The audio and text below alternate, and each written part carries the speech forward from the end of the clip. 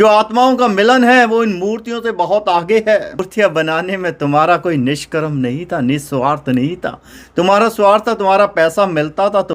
ओम नमः शिवाय। बाबा यूएस से धार्मिक दुकानदार रामकिशन शिव की अनगिनत मूर्तियां बनाने वाला, स्थापित करने वाला, उन्हें प्राण प्रतिष्ठा करने वाला, जीवन में थक हार कर फ़कीर के पास गया और बोला, फ़कीर पता नहीं यार, जीवन में मज़ा सा ही नहीं है, कोई आनंद नहीं, दुख दर्द हैं कि छोड़ते ही नहीं, चाहे शारीरिक हो, मानसिक हो या रिश्तों का हो। आखिर मेरा गुनाह क्या है?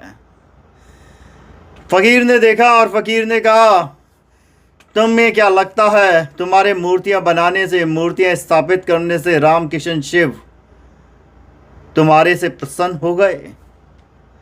अब धार्मिक दुकानदार बोला, और क्या करता, इससे ज़्यादा कोई धार्मिक काम हो सकता है जितना मैंने करा? फ़कीर बोला, तुम रहे वही मूर्ख के मूर्ख।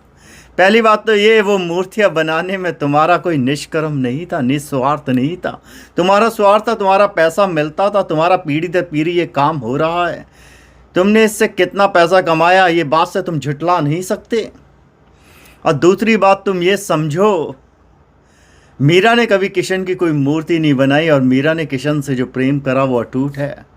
हनुमान ने राम की कोई मूर्ति नहीं बनाई, हनुमान राम के इसके लिए उन्हें कोई ज़रूरत नहीं किसी को दिखाने की।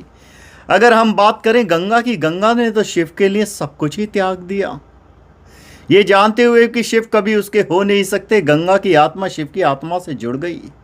जो आत्माओं का मिलन है वो इन मूर्तियों से बहुत आगे है। मिलता तो मैं उन लोगों से हूँ जिनके पास मूर्तियाँ नहीं होती। जो लोग मेरी मूर्तियों से मिलते हैं वो मुझसे कभी मिलते नहीं।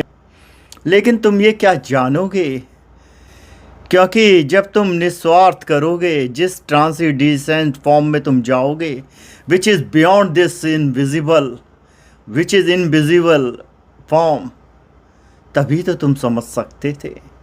और यही तुम्हारे दर्द का कारण है, क्योंकि तुम्हें लगता है तुमने कुछ करा, कोई चमत्कार होगा।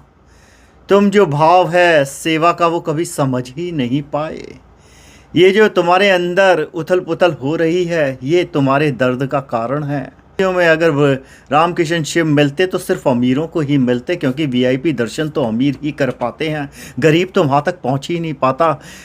इसलिए शिव कहते हैं, मिलता तो मैं उन लोगों से हूँ जिनके पास मूर्तियाँ नहीं होती। जो लोग मेरी मूर्तियों से मिलते हैं वो मुझसे कभी मिलते नहीं, और जो मुझसे मिलते हैं उन्हें मूर्तियों की कभी कोई ज़रूरत होती नहीं।